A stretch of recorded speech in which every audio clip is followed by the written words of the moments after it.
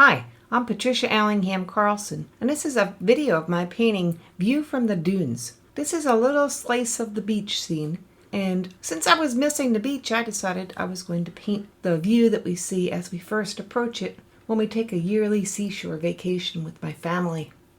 Looking up through the sea grasses and seeing the gray Atlantic Ocean is always a real thrill.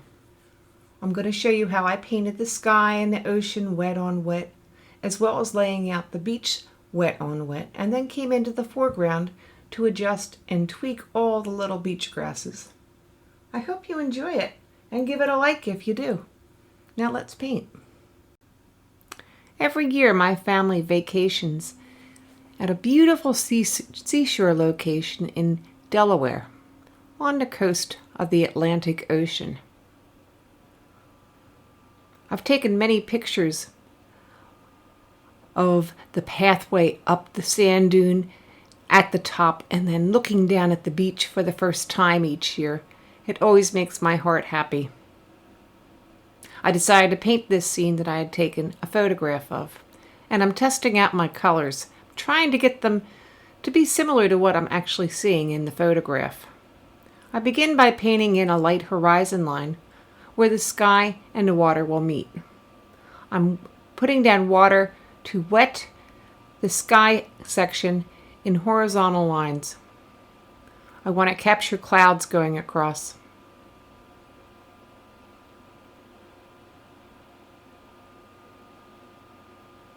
And then I'm marking where the ocean will start.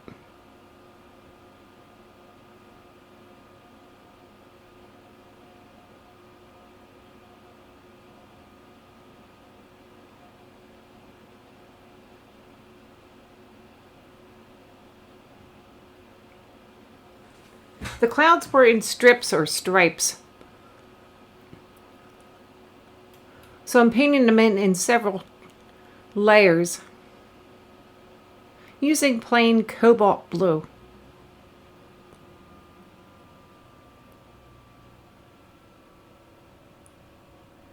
And varying the intensity as well as the direction, which has a slight diagonal to it.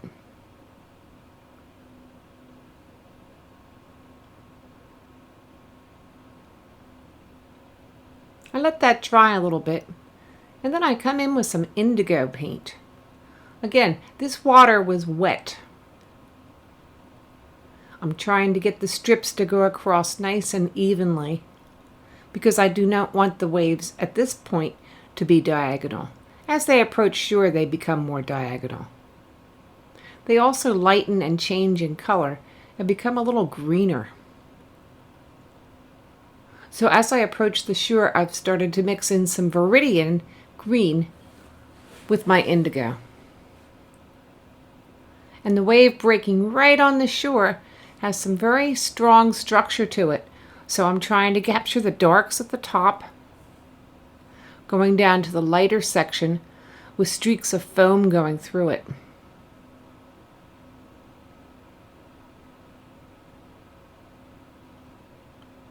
Over the years, I've noticed waves do not peak perfectly at the same height all the way across, but rather go up and down.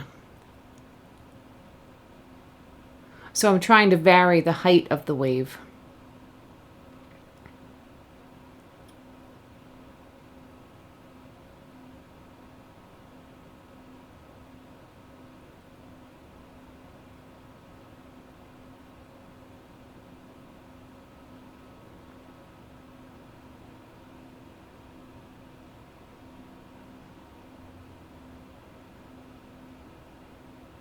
As I'm moving forward in the picture, I add just a touch of turquoise to the watercoloring.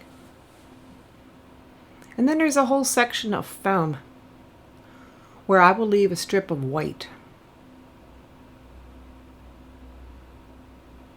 I'm coming back with a more concentrated mix of paint to try to really capture the dark and the heavy shading of that wave with the darkness at the top and becoming lighter as it goes down, because I feel like this will set off the drama of the picture and add some accent color.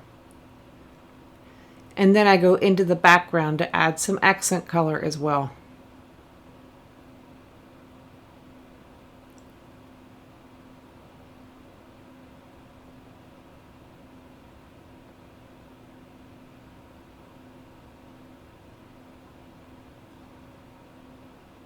The Atlantic Ocean generally does appear as a sort of a gray-blue color.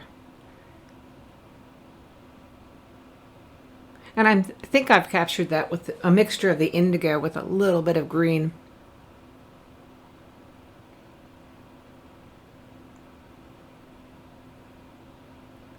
Moving forward, there is a line of white foam, and I'm trying to tie that together with the wave color by adding some moisture just to put in a blend. And then the wave as it comes up onto the sand. And next I'll be painting the sand itself.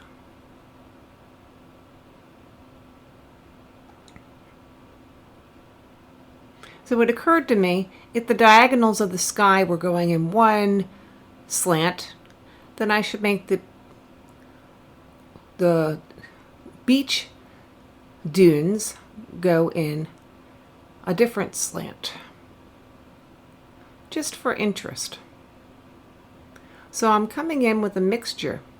I'm using raw sienna and I'm using burnt sienna, and I'm toning it all down with a little bit of indigo and a little bit of Payne's gray, so it's not too bright. And just like the ocean, I will have to add several layers of color to get the color intensity I want.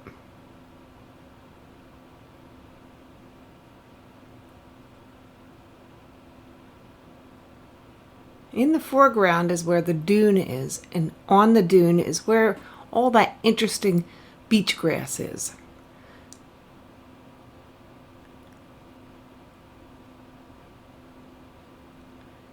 But for now I'm adding some Payne's gray to try to put some character into the sand. I put in the color and then I blend it out.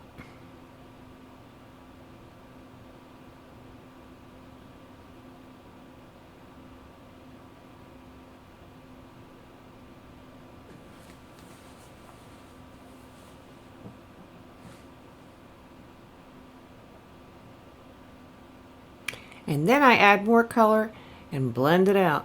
And as it dries, I go back and add more and more. And then I begin the shading for the sand dune in the very foreground. At this point, I've gotten the sand fairly close to what I want, and I'm beginning to add the dune grasses. I am looking at my photograph and using it as a reference. These grasses are very interesting in their formation. Some of them have seed heads and some of them are quite scraggly. Some of them are curvy and elegant. But in general, they have to be pretty tough to survive in such an environment as harsh as the beach, particularly in the wintertime.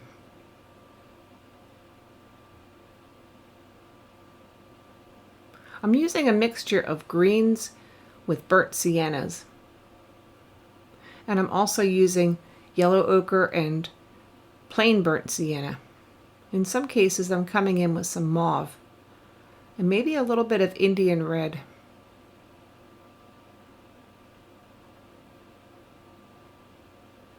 Since these grasses are in the foreground, they should be fairly detailed. And I think what I have found is that grasses need to be approached like any organic form in a very random manner. If you try to make them regular and symmetrical, they don't look natural. Nobody has ever trimmed these things, and they're just as asymmetrical as can be.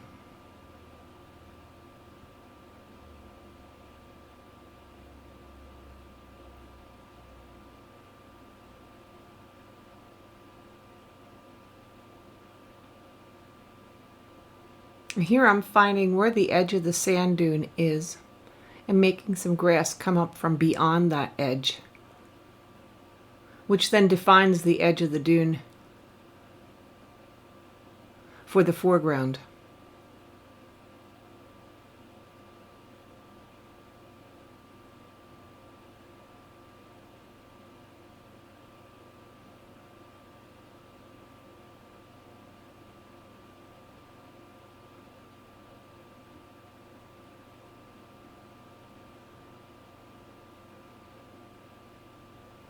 I'm now establishing the top edge of the distant side of the sand dune.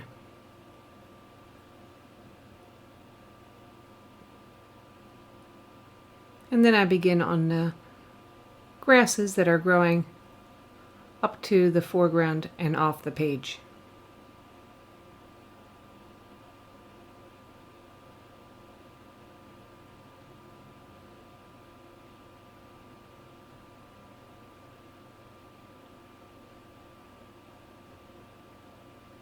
I use the other end of the brush to scrape into the wet paint and drag it up at times.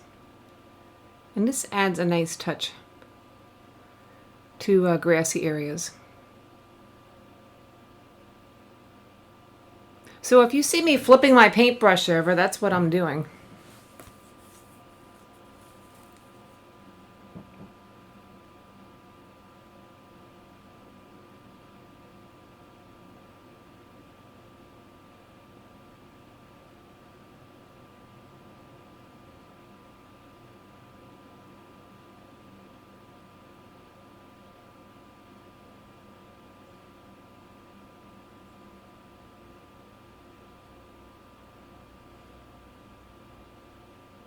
I have to work pretty carefully at this point because I'm going up in front of what's already been established in the background, and I don't want to wreck that area. So I am really taking my time putting these little seed heads on.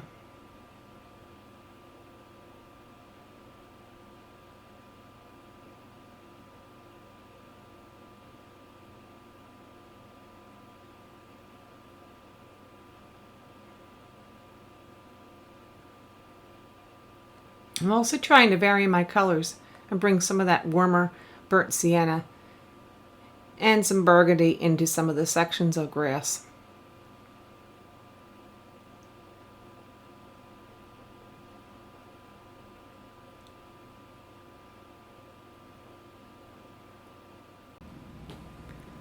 As I'm working on this overgrown stand of seagrasses and weeds, I'm consciously trying not to make them all go in the same direction.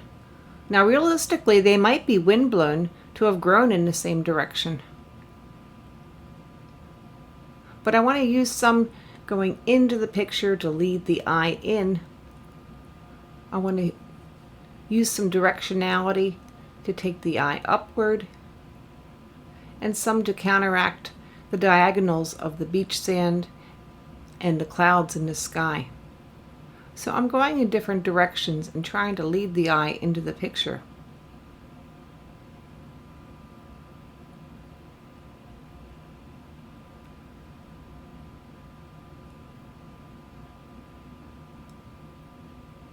So for each grass that faces out of the picture, I'm going to paint a grass line in that will face back into the picture.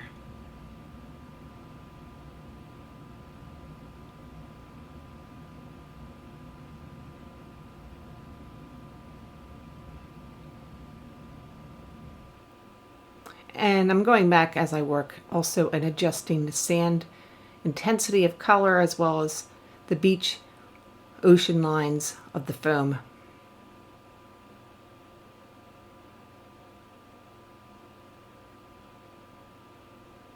And I've decided to add a little bit more color to the sand as well.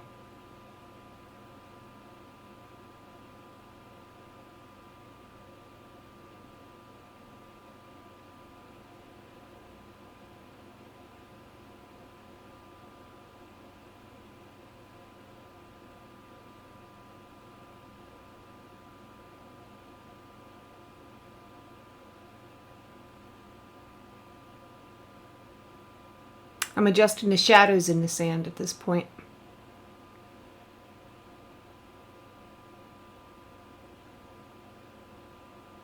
Adding a little bit of blue.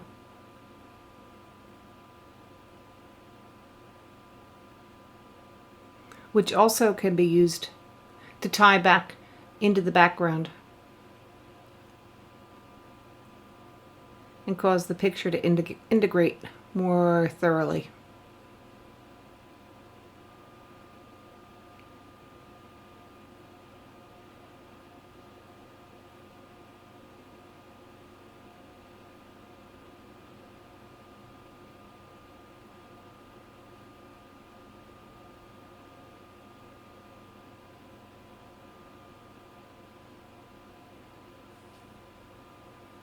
As I paint the grass lines in, I'm lightening some of them as well. I'm darkening some and I'm blurring some of the more prominent grasses just to soften the edges.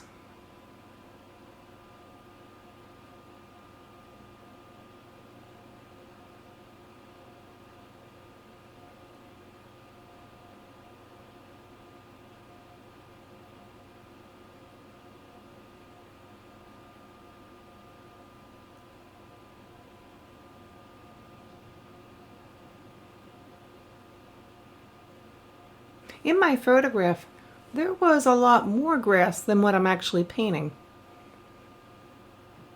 I painted in what I thought would look good and tie the whole picture together. And at that point, that's where I stopped. You don't have to paint everything that's in your reference. Actually, as the artist, you could do whatever you want to do. And remind yourself of that, because it's something that took me a while to remember or even to learn. Paint what looks good. You don't have to paint everything.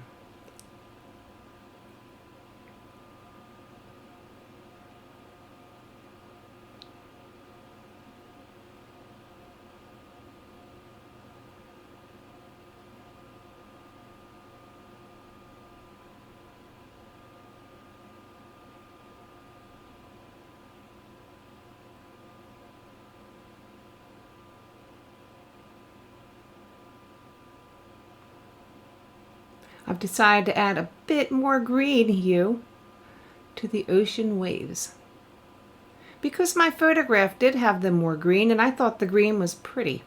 I thought it set up the picture nicely.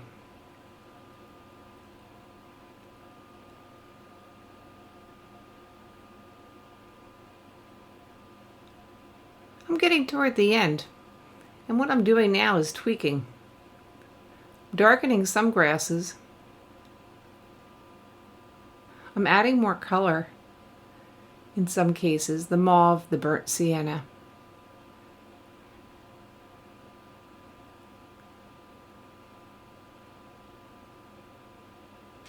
Get it a little bit warmer in tone toward the foreground with burnt sienna.